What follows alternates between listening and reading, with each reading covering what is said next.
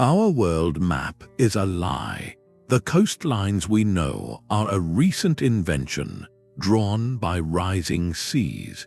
During the last Great Ice Age, sea levels were over 100 meters lower, exposing vast continental shelves that formed entire lost worlds. This is not just geography, it is a historical mystery of staggering scale. The evidence of countless ancient societies, their homes, and their stories now rests beneath the waves. By the end of this journey, you will see how the discovery of these drowned lands is completely rewriting the human story, from our earliest migrations to the rise of civilization itself. What forgotten chapters of our past are hidden in the dark, and what clues are finally washing ashore? What does it mean for a civilization to literally sink from memory? To grasp the sheer magnitude of what was lost, we must step into that world. Picture a planet gripped by deep cold, where vast ice sheets, miles thick, sprawled across continents. These were not just polar caps, they were immense domes of frozen water that locked away a staggering volume of the world's oceans. The result was a global sea level roughly 120 meters lower than it is today. That number is difficult to visualize, but its impact is everywhere. Coastlines were not just a little farther out, they were radically, unrecognizably different.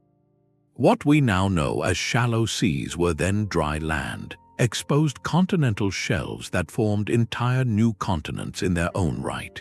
This period, known as the Last Glacial Maximum, was not a fleeting moment of cold. It was a stable, enduring world that lasted for thousands upon thousands of years, a span of time longer than all of recorded human history. This was the stage upon which our ancestors lived, migrated, and built their lives. In the North Sea, between Britain and mainland Europe, a rich lowland plain known as Doggerland thrived, a verdant landscape of rivers, forests, and marshes.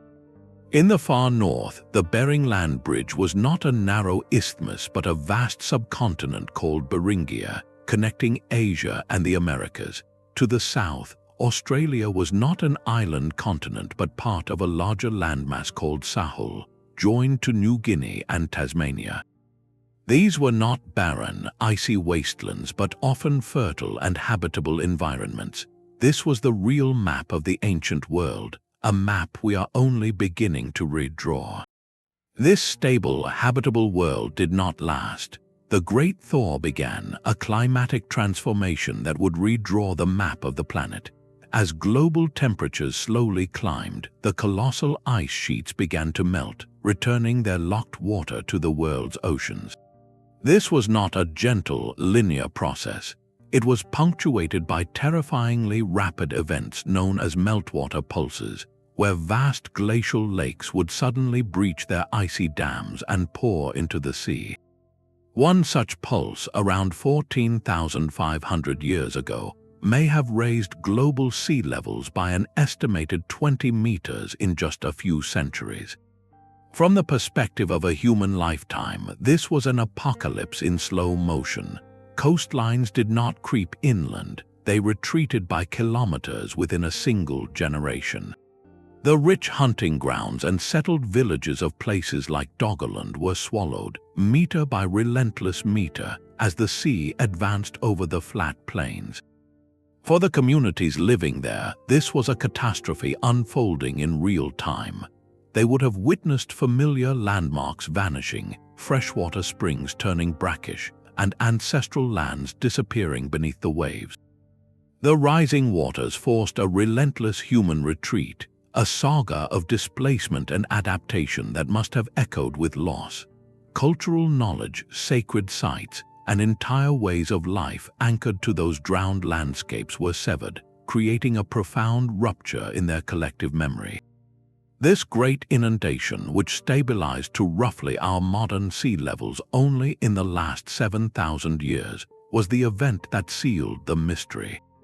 It did not merely flood land, it buried evidence, it erased chapters, and it created the greatest archaeological blind spot on Earth. The result is an immense and profound gap in our understanding. For generations, the story of human prehistory has been written almost entirely from the evidence left on dry land. This creates a powerful, unconscious bias in our historical narrative. We have been piecing together a puzzle with perhaps half the pieces deliberately set aside, simply because they lie beneath the waves. This submerged prehistory represents one of archaeology's greatest and most challenging frontiers. The practical obstacles are staggering. Underwater excavation is exponentially more expensive and technologically demanding than work on land. It requires specialized ships, advanced remote sensing equipment, and teams of divers operating in difficult, often dangerous conditions. Every hour underwater is a costly endeavor, limiting the scale of exploration. Beyond cost, the sites themselves are under constant threat. Natural forces like strong currents and storm surges can scatter artifacts and erode layers of sediment that have preserved them for millennia. In many coastal areas, the seafloor has been scoured by industrial trawling, a process that can utterly destroy delicate archaeological contexts in an instant. But perhaps the greatest challenge is the sheer, overwhelming vastness of the search area. We are not looking for a single lost city. We are searching for the scattered footprints of entire cultures across millions of square kilometers of submerged landscape. It is the ultimate needle in a haystack problem, where the haystack is dark, deep, and constantly moving.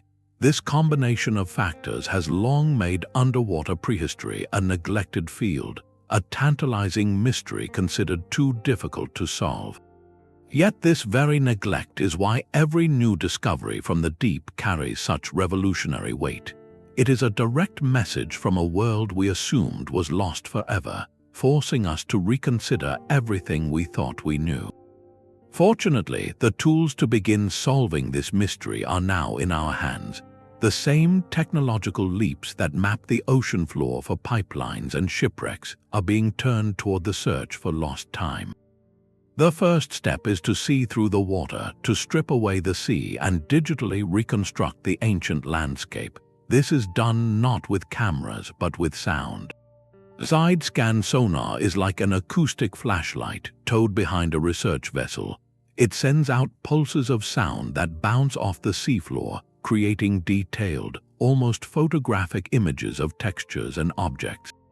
It can reveal the subtle outline of a submerged river channel or the stark silhouette of a man-made structure resting in the silt.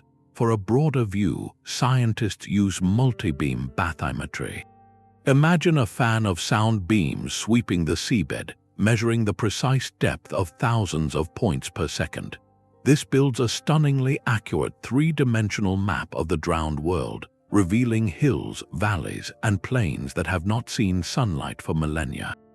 To peer even deeper beneath the seafloor itself, researchers employ seismic reflection profiling.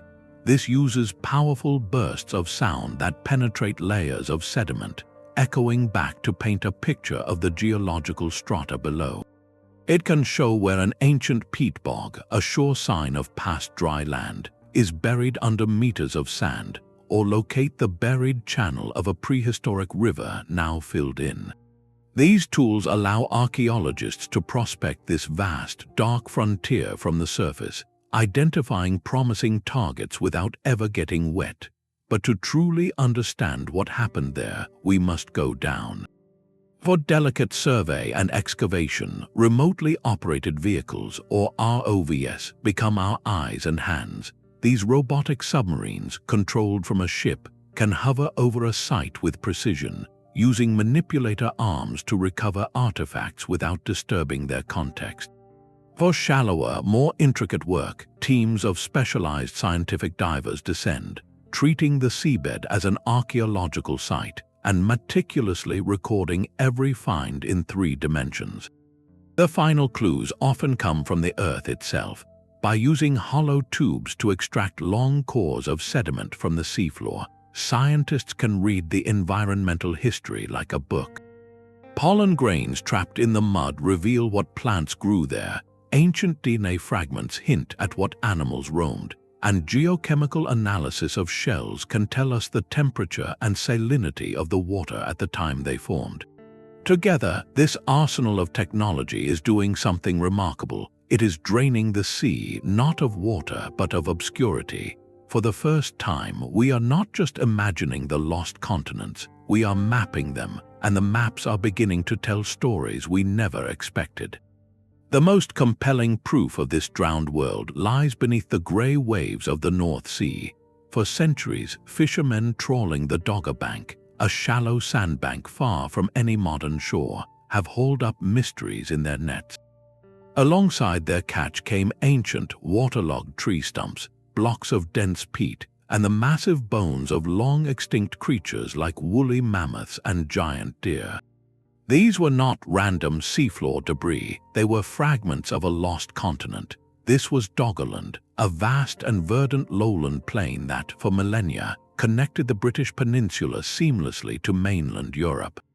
It was not a narrow land bridge, but a rich, habitable heartland larger than many modern countries, a landscape of rolling hills, meandering rivers, dense forests, and marshlands teeming with life. The peat blocks were the preserved remains of its swampy fens, and the animal bones told a story of herds grazing on open grasslands. But the most transformative finds were the ones that confirmed a human story.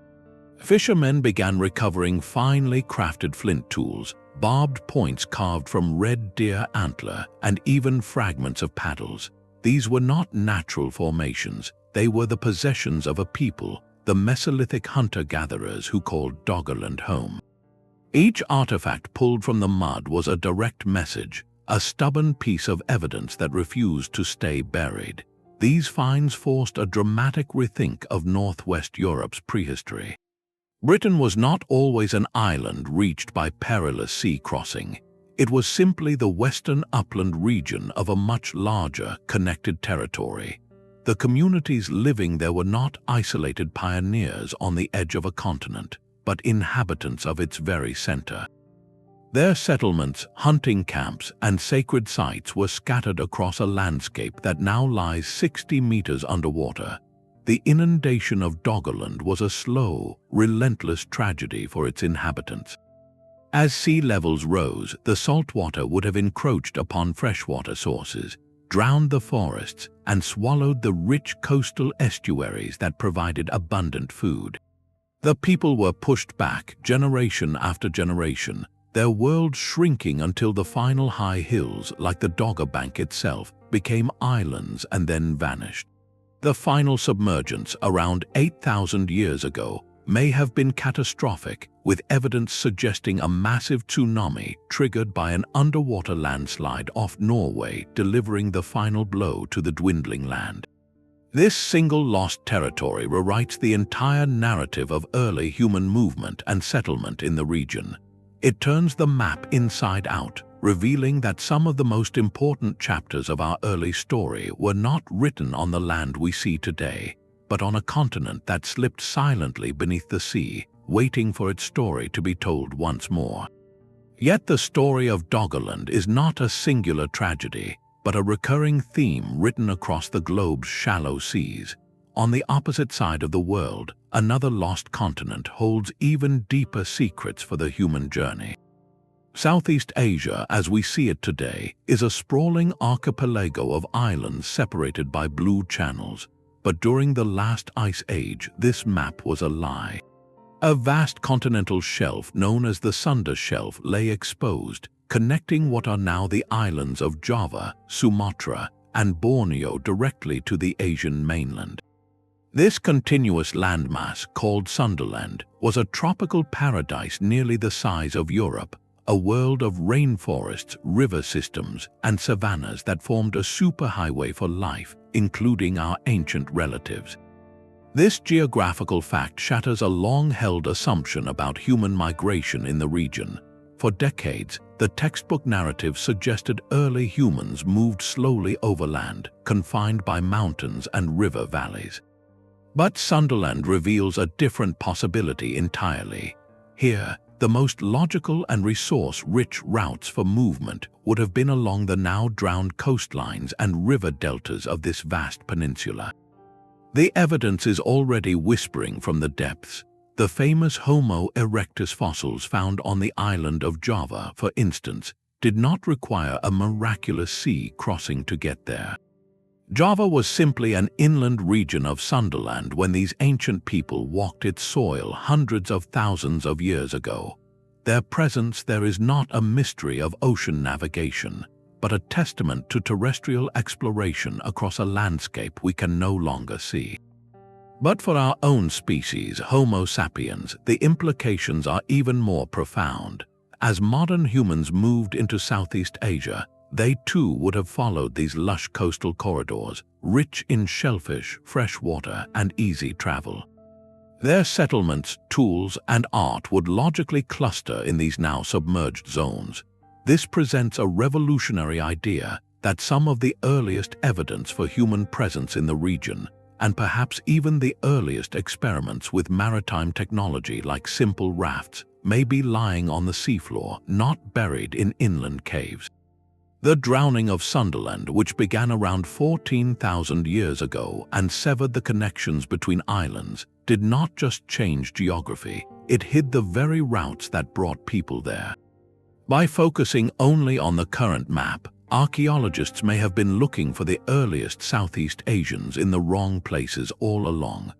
The true gateways to this part of the world are underwater, waiting to reveal how our ancestors first navigated a changing planet and set the stage for the epic voyages to come.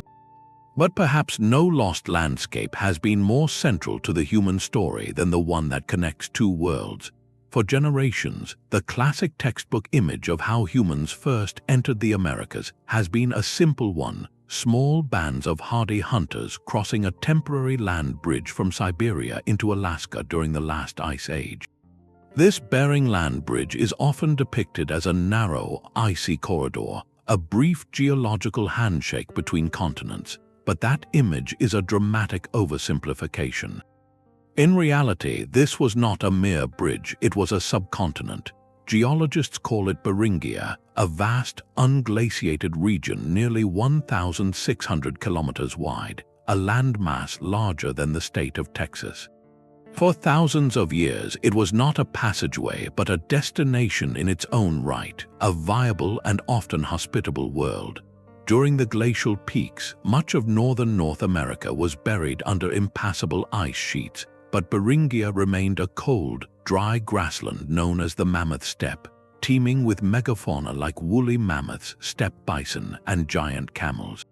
This was not a place people sprinted across. It was a place where they could have lived, thrived, and adapted for centuries. The archaeology of this lost subcontinent, now mostly submerged beneath the shallow Bering and Chukchi seas, holds the key to unlocking the most intimate details of this epic journey. What did the environment truly look like? Where were the freshwater springs and sheltered valleys? What tools did these pioneering people use, and what animals did they hunt? The answers to these questions lie on that drowned seafloor, preserved in the sediments that now cover the ancient steppe. Finding even a single campsite there could provide a crucial timestamp, clarifying the debated chronology of when people first moved through this region and how long they paused before moving south. The story of Beringia is not one of a quick crossing, but of a long and complex human experience on a land that no longer exists. Yet, there is another layer to this mystery that complicates the picture further. While the interior route through an ice-free corridor eventually opened, many researchers now believe the first Americans may have taken a different path entirely, one that is even more elusive to archaeology. Imagine a migration not overland but along the coast. As people moved east from Beringia, they could have followed the resource-rich shoreline of the Pacific Northwest, a highway of kelp forests offering abundant shellfish, fish, and marine mammals. This coastal migration theory is elegant and plausible, but it faces one insurmountable problem of evidence. the entire coastline these hypothetical travelers would have used is now deep underwater, submerged by the same rising seas that flooded Beringia. Any evidence of their camps, their shell middens, or their simple boats is locked away on the continental shelf, under dozens of meters of water and millennia of accumulated sediment. This creates a tantalizing and frustrating paradox. One of the most likely routes for the peopling of the Americas is also the one most completely erased from the map. The search for the first Americans, therefore, has become a dual quest, probing both the high Arctic interior and the drowned Pacific shore, each holding fragments of a story that rewrites the arrival of humans in a new world. The journey does not end in the frigid north, but leads us to a lost continent of a different kind. Far to the south, the story of Sahul presents a puzzle that turns our understanding of ancient human capability on its head. During the last ice age, Australia was not the isolated island we see today. It was the western core of a much larger continent, joined by exposed land bridges to what is now New Guinea to the north and Tasmania to the south. This connected landmass, known to scientists as Sahul, was a world of its own, but here lies the critical twist. Reaching Sahul was never a simple matter of walking. Even at the lowest sea levels, a significant maritime crossing was always required from the islands of Southeast Asia. Deep ocean trenches formed permanent barriers, meaning the first people to arrive on those shores did not wander there by accident. They had to look across open water, plan a voyage, and build or command some form of watercraft capable of surviving the journey. This single fact pushes the evidence for deliberate, sophisticated seafaring back by tens of thousands of years. The traditional narrative of human expansion, which held that ocean voyages were a much later innovation, simply cannot account for the presence of people in ancient Australia. Their arrival is an announcement of profound skill and courage, a technological leap lost to time. Yet, for all its importance, the material evidence of this great migration is frustratingly scarce on dry land. The oldest known archaeological sites in Australia, like the famous rock shelters of the interior, tell us a story of adaptation to a harsh new environment. But they are chapters from the middle of the book. They show us people who had already arrived, already settled. The prologue, the story of the landing itself, of the boats they used and the coastal camps they established upon arrival, is almost entirely missing. The reason, of course, is that those first footholds would have been established on the now drowned coastline of the Sahul Shelf. As the seas rose, they swallowed the very evidence of humanity's most audacious early voyage. This creates a profound gap. We know they accomplished this incredible feat, but we have almost no direct evidence of how they did it. What did their rafts or boats look like? What tools did they use to navigate? How did they adapt their technology to harvest the riches of the marine environment? The answers are not in the desert outback but out to sea, preserved in sediment layers beneath the waves off Australia's northern coast. Finding even a single submerged site there would be like discovering the blueprint for a revolution. It would move the story of human innovation from inference to artifact, revealing not just that ancient people could cross oceans, but precisely how they managed it. The search for Sahul's lost shores is therefore a search for the origins of human exploration itself, a quest to recover the moment we first looked to the horizon and decided to sail toward it. The story of America's lost coasts is not confined to the frozen gates of the north. From the stormy shores of Alaska to the sun-baked cliffs of Chile, rising seas have erased entire chapters of the human story. This was not a single event, but a continent-wide transformation, swallowing the very environments where some of the earliest and most innovative societies may have first taken root. Consider the Pacific coast, a staggering corridor stretching for thousands of miles. During the lower sea levels, this was not a narrow ribbon of beach, but a broad, habitable plain, in some places extending over 100 kilometers out from the modern shoreline. This was a world of estuaries, lagoons, and river mouths, ecosystems teeming with marine life, offering a stable and abundant food source year-round. For early human groups, this coastal highway would have been a paradise, a reliable path of migration and settlement that required no knowledge of the harsh interior. The logical conclusion is that some of the very first people to explore the Americas did not come clutching spears to hunt mammoths on the interior plains, but with nets and baskets to harvest the riches of the sea. Their camps, their shell mounds, their tools fashioned from bone and stone, all would have been established along this now drowned plain. This means the archaeological record we have on dry land, which traditionally points to big game hunters as the first Americans, might be telling only half the story or even the wrong chapter entirely. The true evidence for the earliest coastal adaptations, the so-called pre-Clovis sites that challenge old theories, likely rests in silence under the Pacific swell.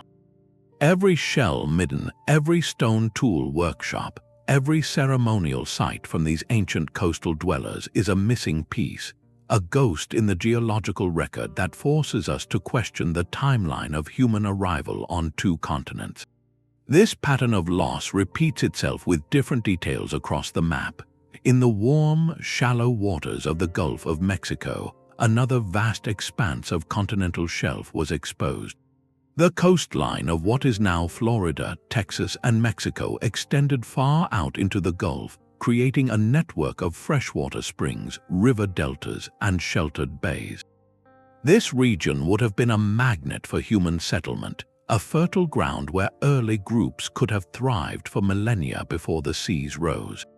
The loss here is particularly profound because it obscures not just early migration routes, but potentially the very origins of cultural complexity in the region. Could the elaborate mound-building traditions that later appeared inland have their earliest, simpler beginnings in now submerged coastal villages? Without the physical evidence from those first coastal communities, the cultural genesis of entire regions remains a frustrating mystery.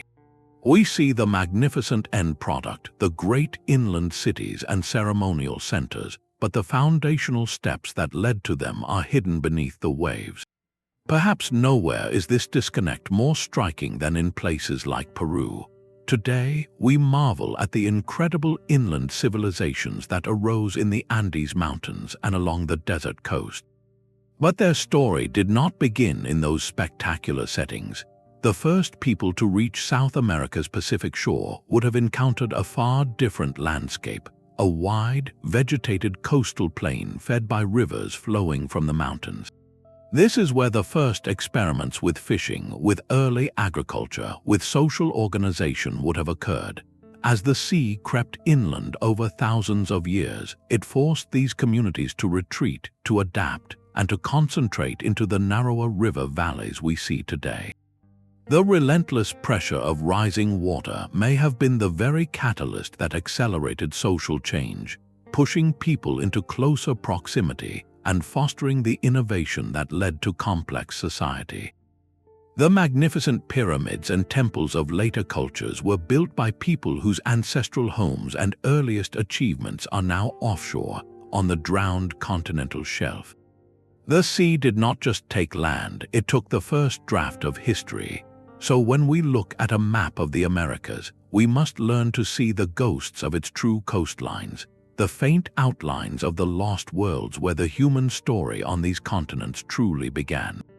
The search continues, not with shovels in the desert, but with sonar in the deep, listening for the echoes of shores that vanished and the people who called them home. But the reach of this lost world extends far beyond the edges of the great oceans. Even a sea as familiar as the Mediterranean holds drowned secrets in its depths. Here, the story of rising waters is woven together with the restless shifting of the earth itself. Tectonic activity has caused some coastlines to sink while others rise, creating a complex puzzle of submerged history. During the last ice age, the Mediterranean was a smaller sea, surrounded by vast coastal plains that are now completely underwater. The Adriatic Sea, for instance, was largely a dry basin, a northward extension of the Great Po Valley in Italy. Herds of animals and the hunters who followed them roamed across this open landscape, where today ships sail over deep water. Farther south, a significant land bridge connected the island of Sicily to the coast of Tunisia in North Africa. This was not a minor connection. It was a direct route for the movement of people, animals, and ideas between Europe and Africa, a continental bridge that vanished beneath the waves as the glaciers melted. The loss of these landscapes did more than change geography. It erased the physical pathways of early cultural exchange. The evidence for this lost world is not just theoretical, it is being pulled from the silt. Off the coast of Israel, beneath the clear waters of the Mediterranean, lie the remains of a Neolithic village known as Atlet Yam.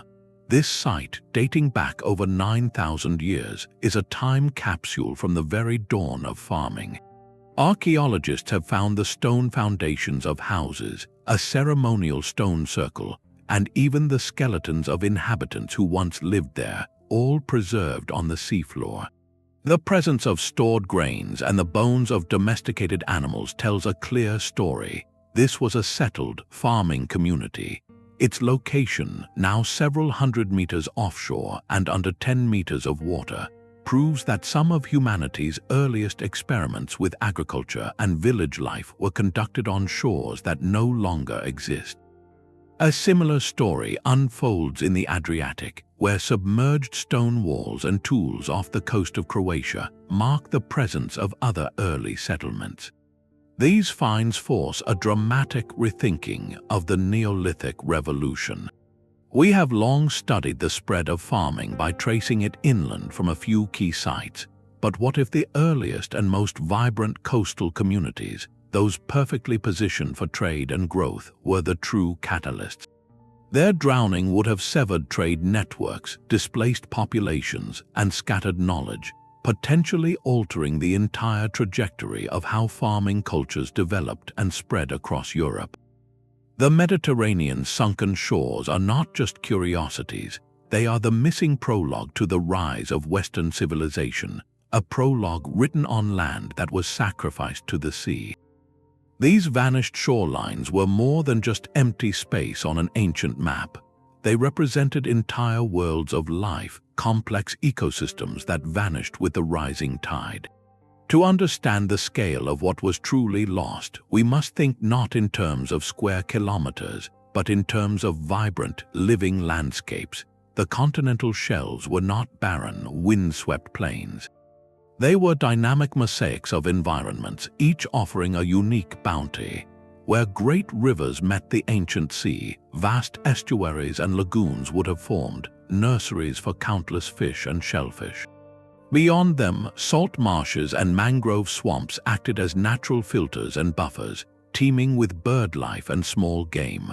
Farther inland, these coastal plains gave way to forests of oak and pine, grasslands grazed by herds of deer and wild cattle, and networks of freshwater springs and rivers. This was a world of staggering biological productivity, a richness we can now only reconstruct through science. By extracting long cores of sediment from the seafloor, researchers can read the environmental diary locked in the mud. Tiny, indestructible grains of fossil pollen tell them exactly what plants grew there, revealing the shift from pine forests to salt marsh grasses as the sea encroached. The microscopic shells of organisms record changes in water temperature and salinity. Even fragments of ancient DNA can identify what animals lived and died in these landscapes. This data paints a picture of ecosystems that were often more productive and stable than the interiors of the continents. For our ancestors, this was not a marginal environment. It was the ultimate supermarket, open year-round. The carrying capacity of these lost coastal zones would have been enormous. A single rich estuary could support a large, semi-sedentary community with a diverse diet of fish, shellfish, waterfowl, and edible plants, all within a short walk. This changes our entire understanding of prehistoric subsistence. The classic image of small, nomadic bands of hunters constantly tracking game across a harsh interior may be only one part of a much broader story. For thousands of years, significant populations may have thrived along these now drowned shores, living in relative abundance and developing deep knowledge of marine resources. Their way of life was not a struggle for survival, but a sophisticated adaptation to one of the planet's most generous environments. When the seas rose, they did not just flood land, they destroyed the very foundation of these societies, erasing the ecological context that made their cultures possible. To find these lost people, we must first learn to see the lost world that sustained them. The proof of these lost worlds is no longer just a matter of maps and sediment cores. It is washing ashore and it is being pulled from the mud. The most direct messages from our drowned past are the artifacts themselves, objects of daily life preserved in a cold, dark time capsule. These are not the gold and jewels of later shipwrecks, but something far more intimate, the humble tools and possessions of ordinary people. And in the oxygen-starved, anaerobic mud of the seafloor, materials that would have vanished on land have survived for millennia in stunning detail. Wood, which normally rots away in centuries, is found perfectly intact. From the Baltic Sea, we have recovered ancient fishing traps woven from willow, their intricate design still clear. From the coast of Denmark, a carved wooden paddle emerges, its handle shaped to fit a human hand. Perhaps most astonishing are the dugout canoes, hollowed from great oak trees, discovered resting on submerged lake beds. These are not just objects, they are technology, revealing a mastery of materials and a purpose built for navigating the waterways of a vanished landscape. Alongside these organic treasures, the more durable evidence paints the rest of the picture. Scatters of flint tools, blades and scrapers napped with skill mark the spots where someone sat and worked. Hearths, defined by circles of stone and layers of charcoal, tell us where families gathered, cooked, and shared warmth. And the bones found nearby are often not just discarded, but carefully butchered, showing cut marks from stone tools, telling a story of a successful hunt and a shared meal. A pile of oyster shells or crab claws marks a forgotten feast from a shoreline that is now kilometers out to sea. What makes these discoveries revolutionary is not just the items themselves, but their context. Archaeologists call this in situ, meaning found in the place they were last used. A stone axe is not just a tool, it is found lying next to the tree stump it was used to cut. A set of antler points are discovered beside the remains of a fishing weir they helped secure. This transforms a catalogue of artifacts into a living snapshot. We are not just finding things people lost, we are finding moments they lived. We can see the footprint of a temporary hunting camp on a riverbank or the more permanent layout of a lakeside settlement. Each of these sites is a frozen frame from a film whose reel was sunk beneath the waves. They move us from the abstract scale of lost continents to the human scale of a single fire, a single meal, a single crafted paddle pushing through waters that would one day claim everything. This is the tangible connection, the physical handshake across time, proving that these drowned lands were not empty spaces on a map, but homes. Yet some discoveries from the deep are so massive, so deliberately shaped, that they challenge the very foundations of our historical timeline. These are not scattered tools or campfire rings, but monumental stone forms that seem to bear the unmistakable mark of human hands. The most famous and fiercely debated of these lies off the coast of Yonaguni Island in Japan. Here, beneath the clear Pacific waters, rests a sprawling, tiered structure of sandstone blocks. Its sheer faces rise at sharp, 90-degree angles.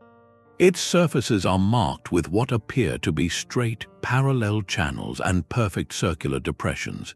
To many observers, it looks like a stepped pyramid or a ceremonial platform, a grand piece of architecture completely out of place on the natural seafloor. If it is indeed human-made, Its construction would date to a time when this area was dry land, potentially pushing back the clock on complex monumental building in Japan by thousands of years. Similar, though less dramatic, claims echo from other seas. In the Baltic, sonar images have revealed curious, long lines of stones resting on the seabed, formations some researchers argue resemble ancient hunting drives or ceremonial pathways now submerged. In the Mediterranean, off the coast of Sicily, divers have documented large, isolated megalithic blocks that seem curiously positioned, far from any natural rockfall. These sites ignite the imagination, suggesting the possibility of lost civilizations, of sophisticated cultures that erected temples and monuments on land that later vanished beneath the waves. The implications are staggering. Validated monumental architecture requires more than just a few people passing through. It signifies a settled society with advanced planning, a labor force organized for a common purpose, and a complex social or religious hierarchy to command such an effort. Finding such structures underwater would mean that the seeds of civilization were not only sown earlier than we thought, but were sown in places we have never thought to look. The very geography of cultural origins would need to be redrawn.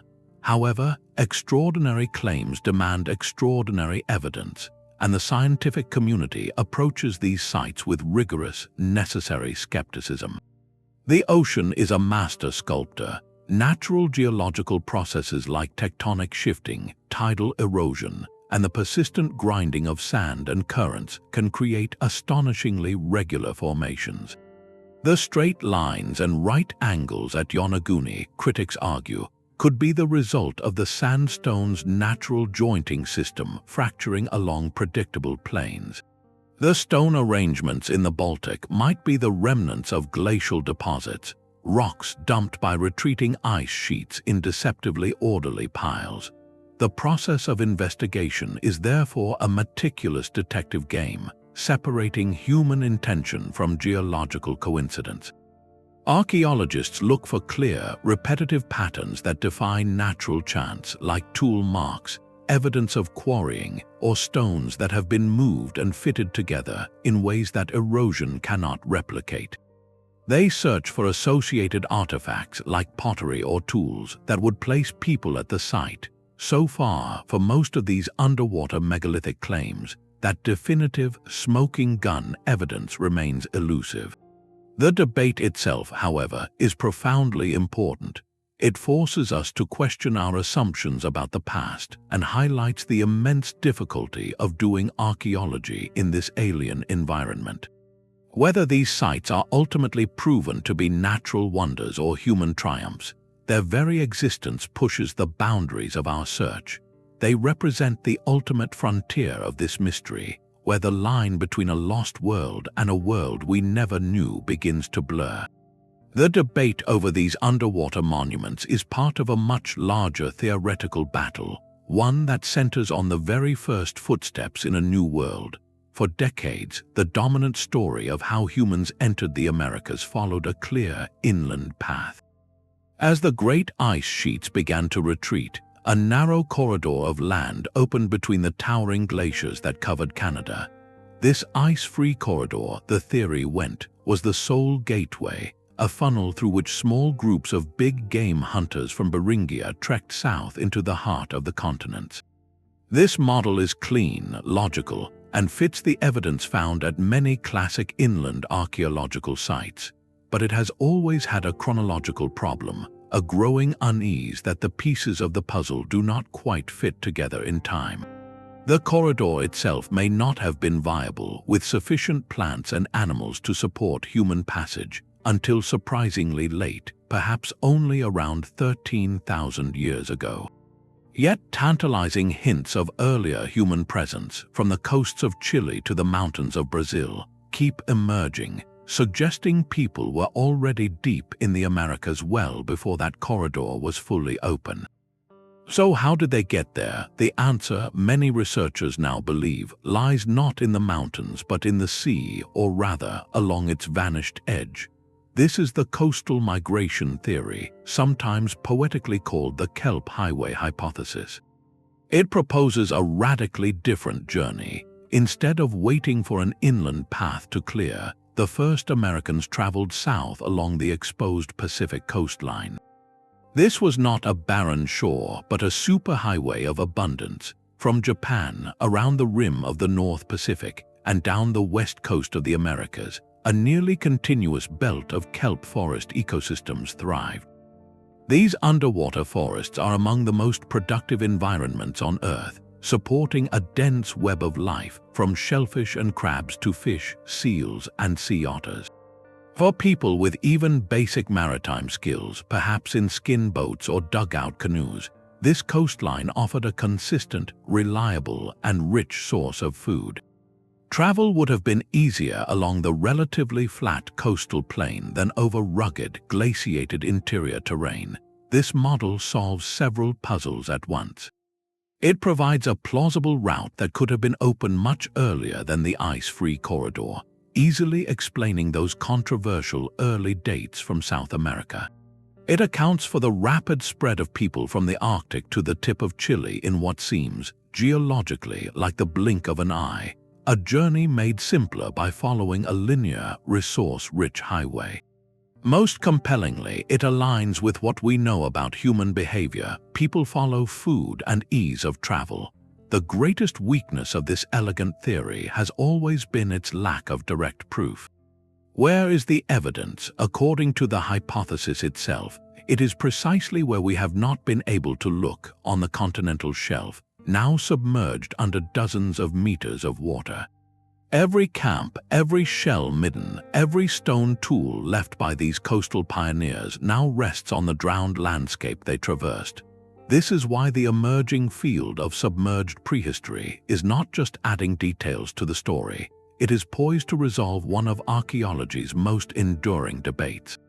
Finding even a single confirmed coastal site from this early period, preserved on the seafloor, would be a revolutionary discovery. It would transform the Kelp Highway from a compelling hypothesis into a documented reality, shifting the narrative of the peopling of the Americas from a slow, arduous trek through an icy pass to a rapid, strategic migration along a bountiful shore. The search for these lost coastal waypoints has become the new frontier in understanding our deepest past, a hunt for the ghostly footprints of the first Americans, preserved in the dark silt of a world they knew, but we have only just begun to see. The relentless rise of the seas did more than just reshape coastlines, it reshaped humanity itself. As those vast, fertile plains vanished beneath the waves, the people who lived upon them faced a brutal choice: retreat or be cut off. This geographical fragmentation created what scientists call refugia, isolated pockets of land where human populations became marooned, separated from their neighbors by newly formed straits and channels. For generations, these communities lived in profound isolation, their world now defined by the water's edge. This physical separation had a direct and lasting impact inscribed into our very biology, a story we can now read in the language of modern genetics. When a large population is suddenly splintered into smaller, isolated groups, each fragment carries only a small sample of the original group's genetic diversity. Over time, this leads to two powerful effects. A genetic bottleneck occurs when a population's size is drastically reduced, squeezing its genetic variation through a narrow filter. The founder effect happens when a new population is established by a very small number of individuals from a larger group, meaning their limited genetic makeup becomes the blueprint for all future generations. These are not abstract concepts, they are the genetic echoes of drowned landscapes. We can see this signal clearly in the islands of Southeast Asia and the region known as Wallacea. As the seas rose and flooded the Sahul Shelf, what was once a connected continent shattered into the archipelago we see today. Populations that had moved freely across dry land found themselves stranded on emerging islands like Borneo, Sumatra, and Java. Each island community became its own refugium, evolving in genetic isolation. Modern DNA studies show distinct genetic signatures on these islands that trace directly back to those moments of separation. The story grows even more dramatic further east in Wallacea, the deep-water islands like Sulawesi and the Moluccas that were never connected to the mainland. Reaching them required a sea crossing even during the Ice Age. The genetic evidence suggests that the first people to successfully colonize these islands did so in very small, pioneering groups. The genetic footprint of their descendants still shows the mark of that daring founding event, a limited set of lineages that expanded over millennia. This means the incredible cultural and linguistic diversity we see across the Pacific Islands today has its roots in a series of genetic bottlenecks, each one triggered by the courage of a few families setting sail from a shrinking coastline. The rising seas, therefore, acted as a great genetic sculptor, carving the human family into distinct branches. It was a slow-motion pressure that forced innovation in seafaring, then isolated those successful explorers, allowing their unique genetic and cultural identities to develop. Every time we look at a map of islands, we are seeing a diagram of ancient population splits, a permanent record of the moment the water rose and a community's world changed forever. This genetic isolation is only part of the story, for the rising waters also carved deep channels into human memory.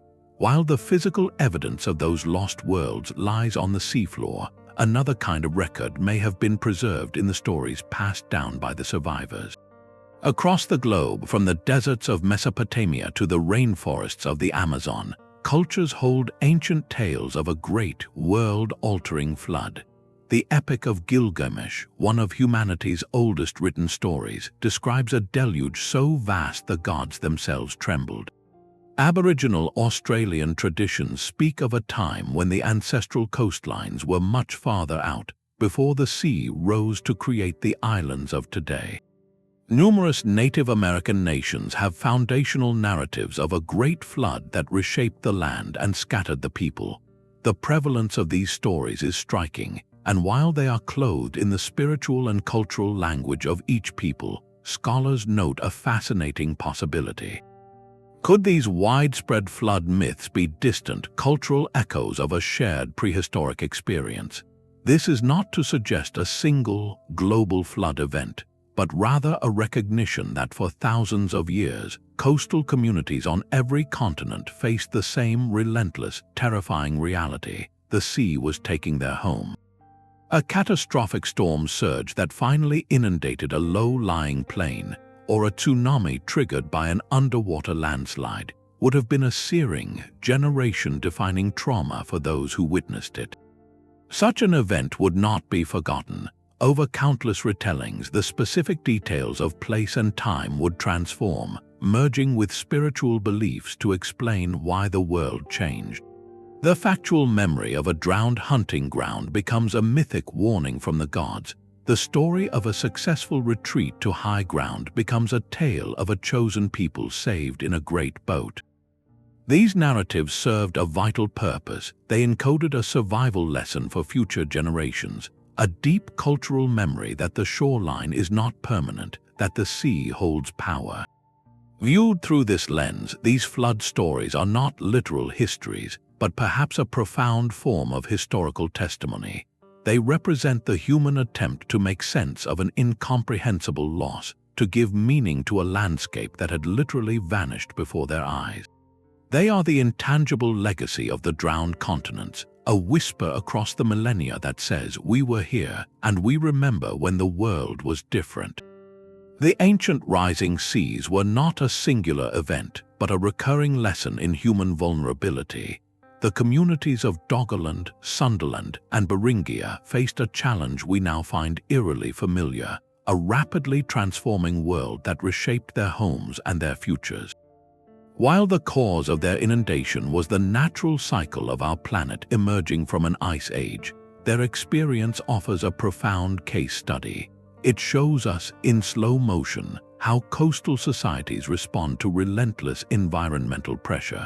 The core themes of their story are displacement, adaptation, and resilience.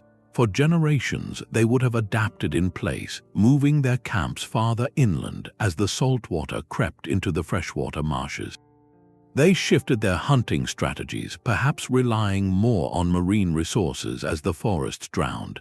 This was adaptation, a continuous recalibration of life at the water's edge. But there came a point for many where adaptation was no longer possible. The land simply ran out. This forced displacement, a fracturing of communities as they retreated to higher ground, often into territories already occupied by other groups. This movement was not a single migration, but a long, generational retreat, a story of gradual loss punctuated by sudden catastrophes like storm surges or tsunamis. Yet within this hardship, we also see profound resilience. These were not people who simply vanished. They carried their knowledge with them, their tool-making traditions, their understanding of the sea, and their social bonds. They innovated, developing new technologies like more sophisticated boats to navigate the changing coastline. Their legacy is not one of utter defeat, but of transformation. They became the ancestors of the peoples living on the new coastlines, their experiences woven into the cultural fabric of the world that emerged from the flood. This deep time perspective does not offer simple parallels, but it provides a crucial frame. It reminds us that the relationship between humanity and the coastline has always been dynamic, a negotiation with a powerful and changing force. The ancient past shows that while the climate driver was different, the human challenges of living on the edge of the sea are timeless, and our capacity for resilience is part of our long story. Retrieving a single artifact from the seafloor is an operation of surgical precision. Unlike on land, where an archaeologist can stand over a trench and carefully trowel through layers, the underwater world resists investigation at every turn. Visibility can drop to near zero with a single kick of a fin, turning a delicate sight into a murky cloud. The cold water quickly numbs even the most experienced divers' hands, limiting the time they can work to mere minutes before requiring lengthy decompression stops. Every movement is slowed by the water's resistance, and every breath is measured from a finite supply of air. The fundamental principle of archaeology, stratigraphy, becomes a monumental challenge. On land, the order of layers in the soil tells the story of time, with the deepest layers being the oldest. Underwater, these layers are often a soft, unstable soup of silt and sand. A careless hand or a strong current can instantly mix millennia of history, destroying the context that gives an artifact its meaning. To combat this, underwater archaeologists become masters of meticulous control. They cannot simply dig. Instead, they often use a tool that seems more at home in a dentist's office than on an archaeological site, a water dredge. This is essentially a gentle, controlled vacuum. A tube is placed precisely over a small, mapped square of the site, and a flow of water sucks up loose sediment, which is then filtered through a mesh screen on the support vessel above. This allows them to remove material without disturbing the surrounding area, centimeter by painstaking centimeter. Before any of this begins, the site is mapped with a grid of metal or plastic frames, dividing the seabed into manageable, numbered squares. Each artifact, no matter how small, is photographed and its exact three-dimensional position recorded with special mapping tools before it is ever moved. This process is achingly slow. A single square meter of seabed can take an entire day or more to excavate properly. The cost is staggering, involving research vessels, teams of specialized divers, and cutting-edge technology, all for a recovery rate that seems minuscule compared to a land dig. This is why progress in submerged prehistory is not measured in rapid discoveries, but in the gradual, methodical collection of irrefutable evidence. Each perfectly recorded flint blade, each mapped hearthstone, is a hard-won victory against the sea's relentless grasp, a single data point in the long, slow rewrite of human history. The very forces that preserved these sites now threaten to erase them forever. This is not a leisurely academic pursuit, but a desperate race against time and industrial machinery. On the continental shelf, the greatest danger comes not from the sea itself, but from human activity on its surface. Modern bottom trawling is an industrial fishing method that drags heavy, weighted nets across the seafloor to catch bottom-dwelling fish. To an archaeologist, the image is horrifying. These nets, some as wide as a football field and rigged with steel doors and rollers, act like underwater bulldozers. They scrape away the soft, protective layers of sediment that have cradled artifacts for millennia. They smash delicate wooden structures, scatter stone tools, and churn the precise stratigraphic layers into meaningless chaos. A single pass of a trawl net can obliterate a prehistoric campsite that survived intact for 8,000 years. It is the equivalent of taking a construction excavator to the ruins of a Roman villa, turning priceless history into scattered debris in minutes. This is happening every day across millions of square kilometers of the world's shallow seas. Each trawl is a potential act of irreversible loss, erasing data before we even know it is there. Alongside this mechanical destruction, natural forces are a constant adversary. Strong ocean currents can act like sandblasters, slowly wearing away exposed sites. Major storm events, growing more frequent and powerful, can scour the seabed, moving tons of sand and burying or exposing artifacts in unpredictable ways. The very environment that protected these sites in its cold, dark stillness is becoming more turbulent. This reality transforms underwater archaeology from a curiosity into a critical rescue mission. Every expedition is a salvage operation, a bid to recover information from landscapes that are actively being destroyed. The goal is not just to discover, but to document and preserve digitally what cannot be saved physically. Using photogrammetry, researchers create precise three-dimensional models of a site before it is altered, preserving its layout in virtual space.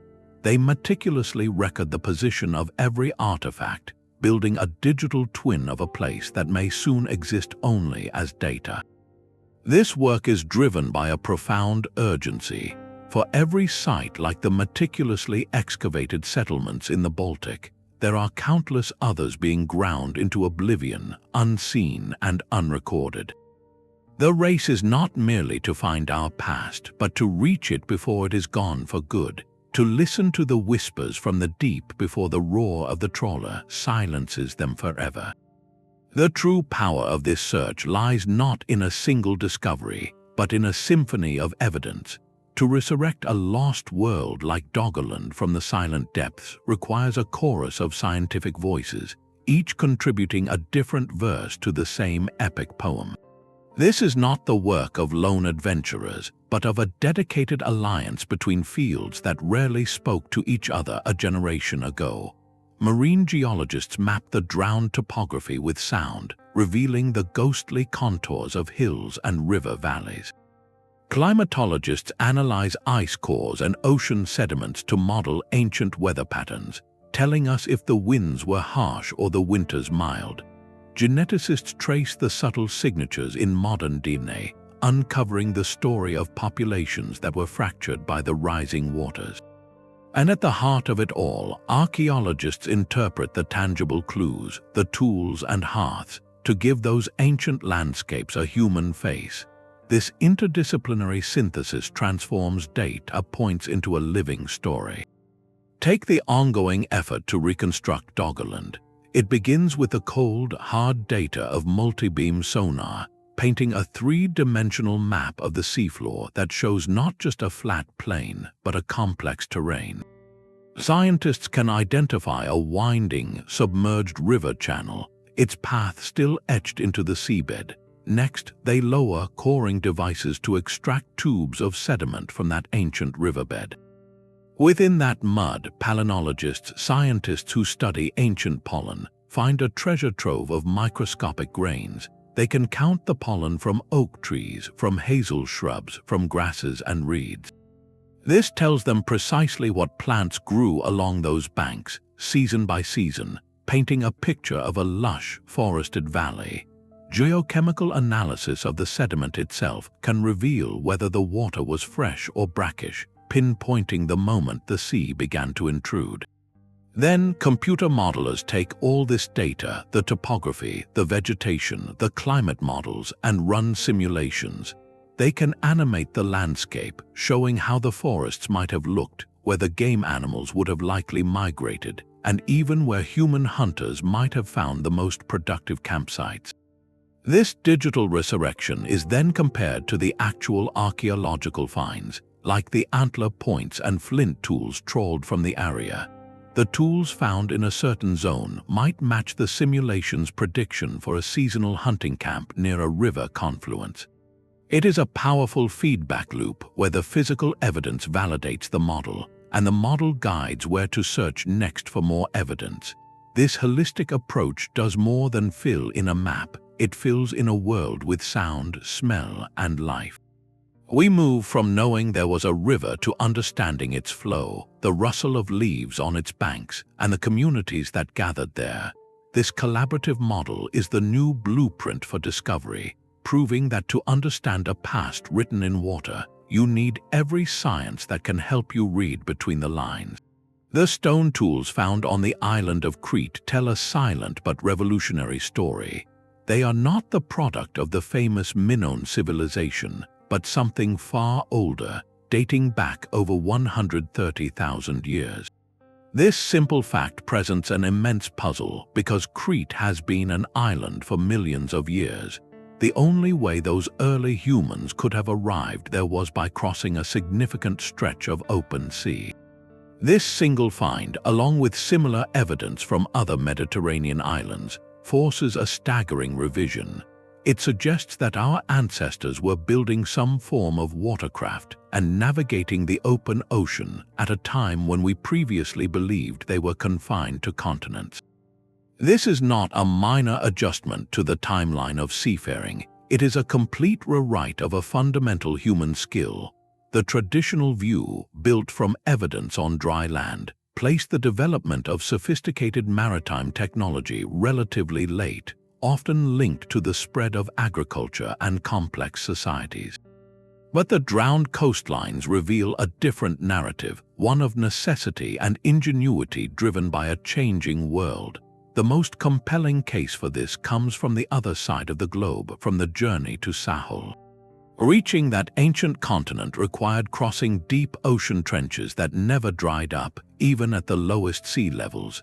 This was not a casual paddle along a shoreline. It was a deliberate voyage across visible but daunting water gaps. The people who made that journey over 60,000 years ago were not passive passengers on floating debris. They were purposeful mariners. They had to possess, at a minimum, the knowledge to construct a buoyant vessel capable of carrying a viable group of people, their tools, and possibly even fresh water. They needed an understanding of currents and winds, and the ability to navigate toward a landmass that disappeared over the horizon. This implies a cultural transmission of maritime technology, knowledge passed down and refined over generations living along those rich, now submerged coasts. The archaeological record on land shows us these people as skilled hunter-gatherers once they arrived, but the submerged record, the one we are missing, would show them as something more, as early engineers and explorers of the blue frontier. Their boats, likely made of perishable materials like bamboo, reeds, or animal skins, have vanished, leaving only the undeniable fact of their arrival as proof of their capability. This pushes the origins of complex seafaring back into the deep mists of the Paleolithic, transforming it from a late invention into a foundational technology that enabled humanity's first great global dispersal. Every time we look at an island first settled in the ancient past, we are likely looking at the destination of a voyage whose starting point and whose very means now lies underwater. This leads us to a profound and unsettling possibility. we have long traced the origins of complex society to the great inland river valleys, to the Fertile Crescent and the Indus. But what if we are looking at the second act of a much older play? The most stable, resource-rich environments for early human groups were likely the now drowned coastal estuaries and river deltas. These were places where fresh water met the sea, creating an unparalleled concentration of food sources available year-round. In such a setting, a community would not need to be constantly nomadic. They could afford to stay put. This permanence is the bedrock of everything that follows. When you don't have to move to find food, you can build more substantial homes. You can store surplus resources for leaner times. You can accumulate possessions, and with accumulation comes the need for organization, for rules, and perhaps for leaders. The abundance of a rich estuary could support a larger, denser population than a wandering band on the interior plains. And where more people live closely together, social dynamics become more intricate. Specialized roles might emerge, not just a shaman or a skilled toolmaker, but perhaps a net mender revered for ensuring the catch, or a canoe builder essential for travel and trade. The conditions for social complexity, for the very first steps beyond simple egalitarian groups, were arguably perfect in these lost coastal heartlands. Trade networks could have flourished along those shallow seas and river systems, connecting communities and spreading ideas, technologies, and rare materials like ornamental shells or specific types of stone. The earliest forms of status or social stratification might not have been based on hoarded grain, but on control of the best fishing grounds or ownership of the finest boats. Yet all of this is theoretical because the physical evidence for these potential first chapters of social evolution is underwater. Our entire narrative has been built from the archaeology that survived on dry land, which means it is inherently skewed toward later developments in different environments. We see the magnificent results in Mesopotamia and the Indus Valley, but we may be missing the long, gradual incubation period that happened elsewhere. It is as if we found a magnificent oak tree in the desert and assumed it sprouted there, never knowing it first grew from an acorn in a lush, vanished forest that was later flooded. The rising seas did not just erase land, they may have erased the prototype for civilization itself, forcing us to mistake a later adaptation for the original invention. The social story we tell ourselves about our own past might be incomplete, missing its foundational prologue written on shores that now lie silent in the dark. The story of these lost worlds is not just theoretical, it is being actively pulled from the mud in real time. To see how this science works, we can follow the detectives of the deep to a specific, unassuming patch of the North Sea known as the Brown Bank. This submerged sand ridge, lying roughly 100 kilometers off the coast of the Netherlands, was once a high point in the vast, rolling plains of Doggerland. For scientists, it is not just another part of the seafloor, it is a time capsule, a place where the relentless currents have swept away the overlying sand to expose the ancient land surface beneath. The investigation began not with divers but with sound. Research vessels crisscrossed the area, deploying multibeam sonar to create a high-resolution map of the seabed topography. This revealed the Brown Bank not as a smooth feature, but as a complex terrain with subtle ridges and depressions, the ghostly footprints of an Ice Age landscape. The sonar data was combined with seismic surveys which sent pulses of sound into the layers below, showing where patches of dense, ancient peat and river channels were buried. These surveys acted like a treasure map, highlighting specific coordinates where the past was most likely to be preserved just beneath the sand. With these targets identified, the team moved to the next phase, direct observation. Using a specially equipped vessel, they deployed a video sled, a camera system towed just meters above the seabed. The footage was revelatory. Instead of a barren, sandy plain, the camera glided over a landscape frozen in time. It passed over the gnarly, preserved roots of an ancient forest, trees that had stood tall when mammoths roamed. It revealed thick, dark layers of peat, the compacted remains of swampy fens that held the pollen and seeds of a lost ecosystem. And scattered among these natural features were the undeniable signs of human presence, worked flint tools lying exposed on the ancient surface. This visual confirmation was the green light for the most delicate stage of the operation, diving. Teams of scientific divers descended into the cold, often murky waters, treating the seabed as the archaeological site it is. Their work was methodical and painstaking. They placed a grid over a promising area and began to gently fan away loose sediment with their hands, revealing artifacts in situ. What they found was a direct snapshot of Mesolithic life. They recovered exquisitely crafted flint blades, some no larger than a thumbnail, designed for precision cutting. They found a heavy antler hammer, a tool used for striking flakes from a core of flint. Perhaps most evocative were the finds of red ochre, a pigment used for decoration or ritual, and a decorated bone, hinting at the artistic expression of these coastal dwellers. Each item was photographed, its exact position recorded in 3 dimensions, and then carefully brought to the surface. The Brown Bank project exemplifies the modern search for submerged prehistory. It is a blend of high-tech remote sensing and hands-on, meticulous recovery.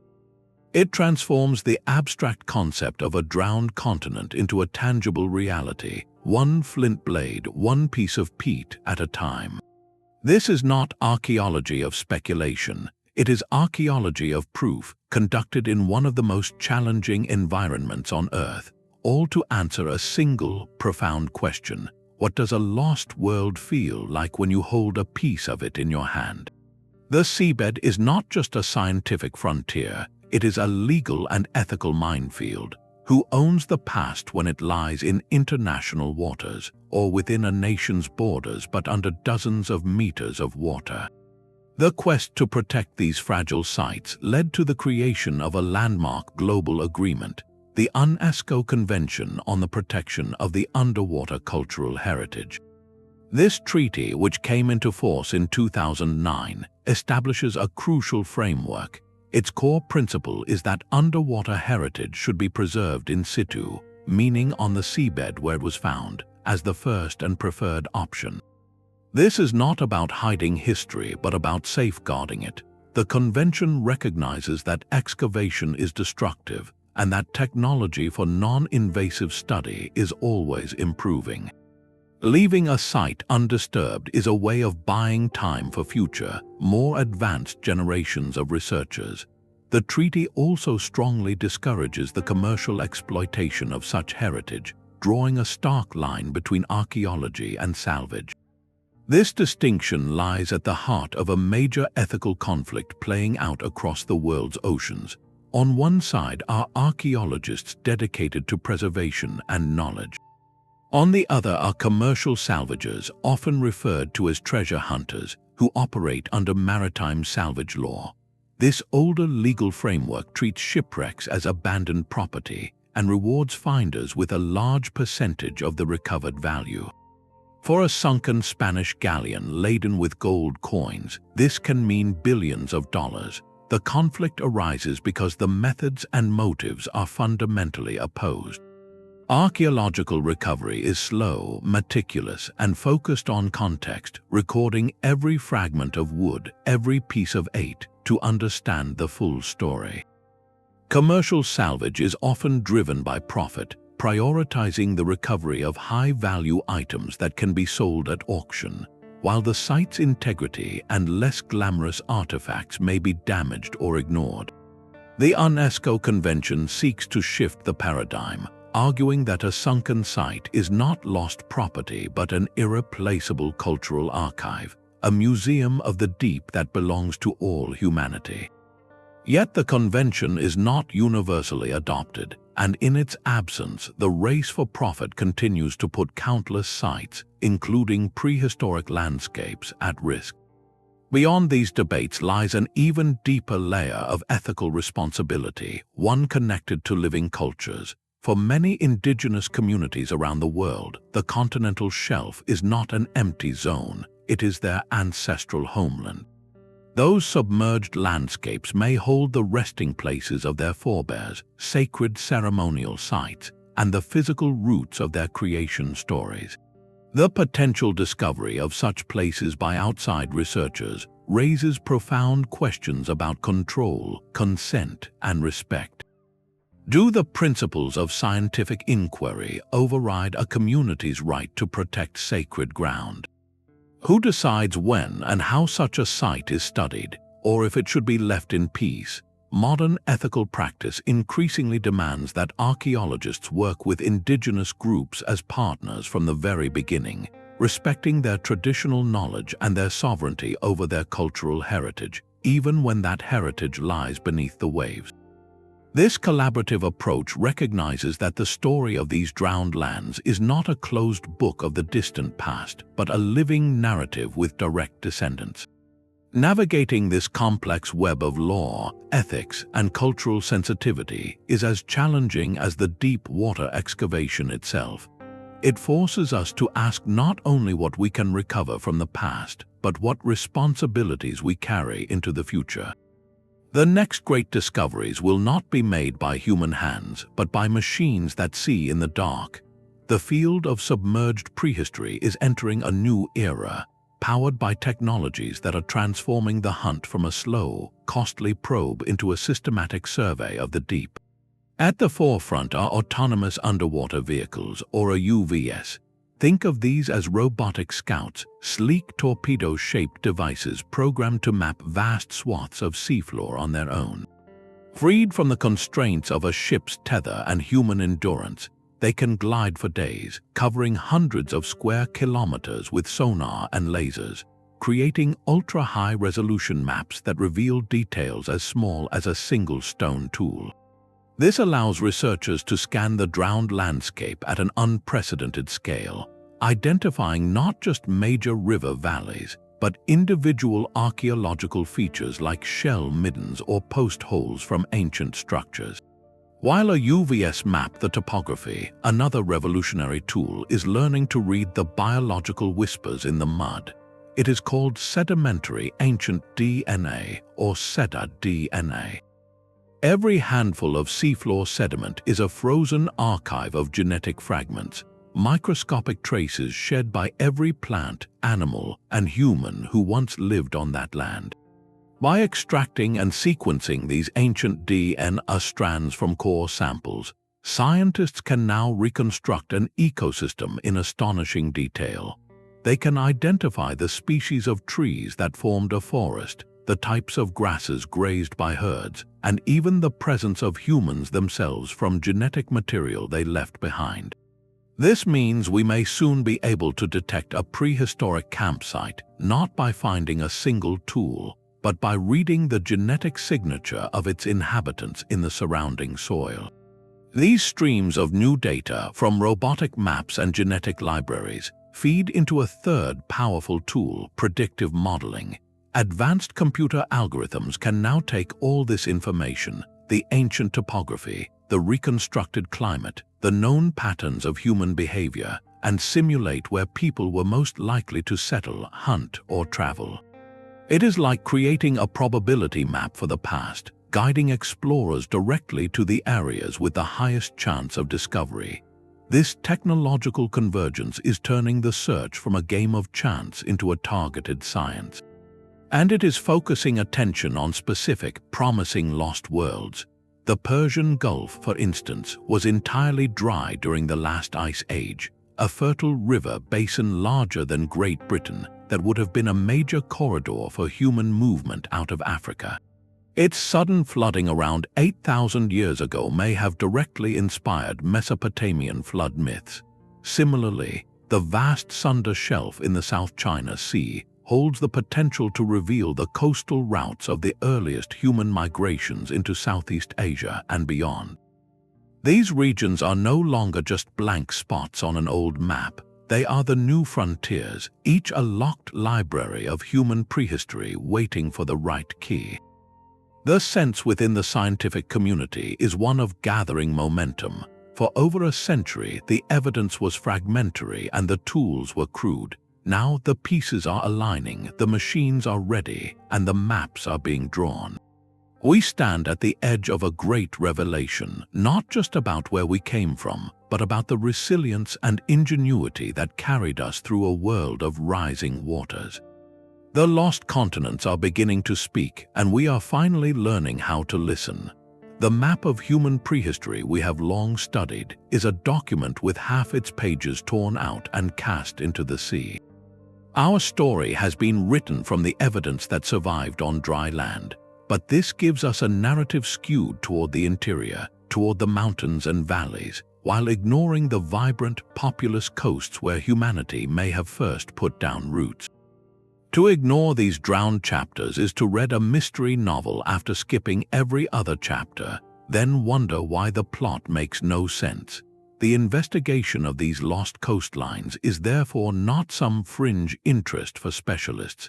It is a central, urgent task for anyone who wants to understand the full arc of the human journey.